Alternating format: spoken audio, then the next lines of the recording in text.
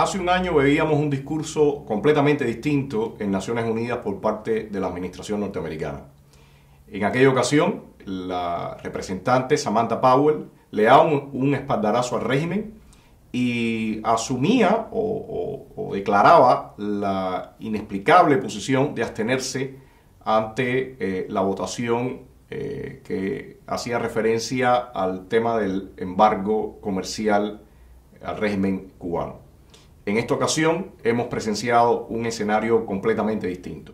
Las naciones tienen que hacer más para promover sociedades seguras y prósperas en sus propias regiones, y por ello es que en el hemisferio occidental los Estados Unidos ha estado en contra del régimen corrupto y desestabilizador de Cuba y ha abrazado el sueño del pueblo cubano de vivir en libertad.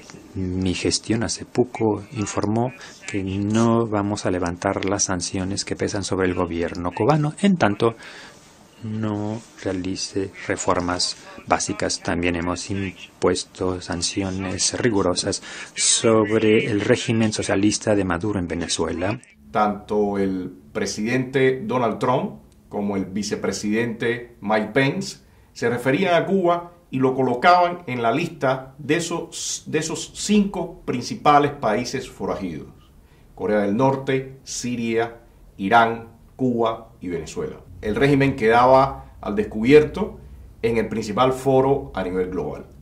Bruno Rodríguez, el llamado canciller, inmediatamente aparece con una respuesta y no hace otra cosa que desenterrar el viejo estilo del dictador ya muerto Fidel Castro Ruz.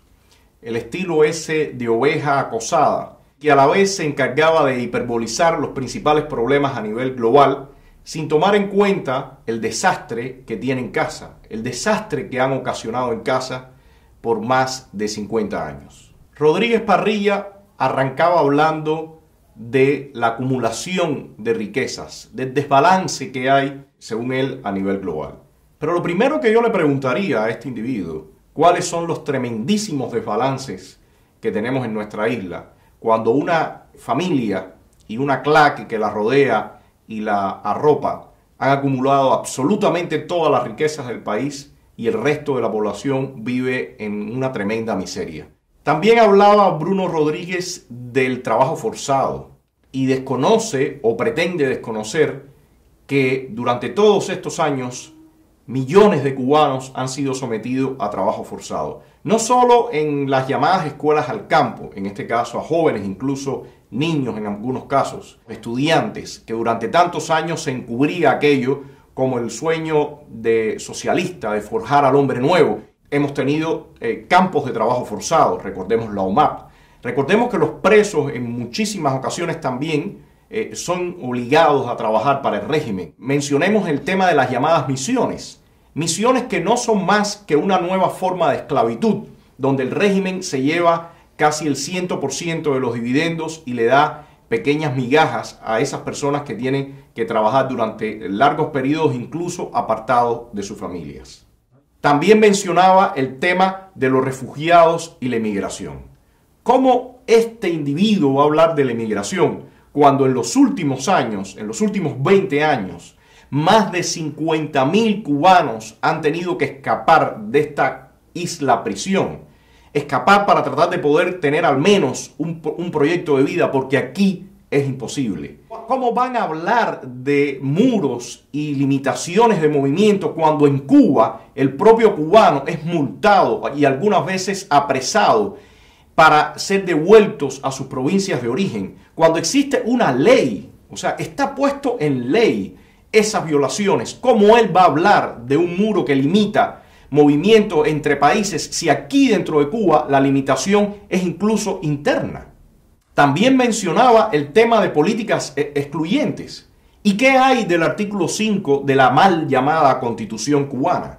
Un artículo que dice que en Cuba solamente tienen derechos y solamente pueden expresarse quienes profesan la ideología comunista, quienes respaldan al régimen. Mencionaba también el tema del gasto militar. ¿Y qué hay con el gasto para la represión en Cuba? ¿Qué hay con todos los millones que se destinan exclusivamente para controlar al cubano? ¿Qué hay con todas las cámaras que han instalado por toda la ciudad? Cámaras de última generación, carros de la policía, computadoras, equipos de comunicación, el ejército de chivatones y delatores que tiene, de agentes. ¿Cuánto cuesta mantener todas las cuentas de celulares? Las motocicletas para estarse moviendo permanentemente, los carros para el seguimiento, la vigilancia en toda la ciudad. ¿Cuánto cuestan los actos de repudio? Movilizar a cientos de personas para hostigar y golpear a personas que solamente desean ejercer sus derechos elementales. ¿De qué está hablando este individuo cuando el cubano lo único que sí tiene garantizado es la represión? También se refiere al tema del medio ambiente y el cambio climático. Hay que ser realmente cínico para hablar de medio ambiente en Cuba, cuando Cuba es un país arrasado, deforestado, un país que desde que comenzó la mal llamada revolución sufrió tala indiscriminada porque al indeseable de Fidel Castro se le ocurrió aquel plan del cordón de La Habana o la zafra de los 10 millones y arrasó con terrenos completos de árboles maderables, frutales, sin ningún tipo de contemplación. ¿Cómo hablar de medio ambiente en Cuba cuando los niveles de contaminación en la ciudad son tremendos? La emisión de gases, la basura, por favor, cada esquina de las ciudades en Cuba están llenas de basura. Miles de litros de aguas albañales al mar. Los ríos están completamente contaminados. Este régimen comercia con animales vedados, con animales que están protegidos en otras partes del mundo. Venden delfines sin ningún tipo de control, solamente para sus ganancias y sin ningún tipo de institución que monitoree. Es realmente penoso que este individuo trate de engañar a toda la comunidad internacional, haciendo creer que en Cuba se vive en una situación desahogada y de respeto, cuando lo que vivimos acá es realmente ese infierno castrista. Por otra parte, critica la mención que hace el presidente Donald Trump del tema de la soberanía. La soberanía viene de la capacidad que tenga el ciudadano y el ser humano de ser representado, de hacerse escuchar. ¿De qué soberanía están hablando cuando ellos han sido los responsables de arrasar con los derechos y las libertades fundamentales del cubano? ¿De qué soberanía hablan cuando ellos han intervenido en otras naciones? En África, en Asia, en América Latina, cuando ellos han armado guerrillas, cuando han traficado armas, cuando han traficado drogas, cuando han estado implicados en el tráfico humano, cuando han instalado en Venezuela una copia del régimen que tenemos acá en Cuba, cuando Nicolás Maduro tiene que venir acá a consultar con su jefe, cuando ellos envían militares para manejar todo el tema represivo. ¿De qué soberanía habla cuando ellos controlan el sistema de identidad de ese país? Es un discurso demagogo, un discurso torcido. Y por supuesto, también la remete contra el vicepresidente Mike Pence debido a los reclamos que hizo en referencia al Consejo de Derechos Humanos. El mapa internacional está completamente claro. Los villanos están donde les toca. Y el mundo democrático está donde debe estar. Y está señalando directamente quiénes son los villanos y cuáles son las violaciones que están cometiendo, no solamente hacia el interior de sus países, sino también en la arena internacional. Las relaciones con los Estados Unidos están en un momento completamente distinto. Se acabó la luna de miel y el régimen ha manifestado o ha quedado al descubierto con este ataque sónico que ha realizado contra un amplio grupo de funcionarios norteamericanos y un pequeño grupo de canadienses. En el caso de los funcionarios norteamericanos, Bruno Rodríguez Parrilla ha salido en Naciones Unidas a decir que ellos son incapaces y que no existe ninguna prueba. Pero ¿qué más prueba de que 21 personas han sido dañadas por estos ataques? Hay que, de nuevo, entender la naturaleza de este régimen y entender que cada vez que él puede, en lo oscuro, pensando que no va a ser descubierto, va a actuar de la misma forma. Va a tratar de dar esa puñalada, va a tratar de dar ese golpe. Eso pasa con la oposición. Eso pasa con quienes tenemos que lidiar con estos individuos, que no solamente buscan dañarnos físicamente, sino emocionalmente también.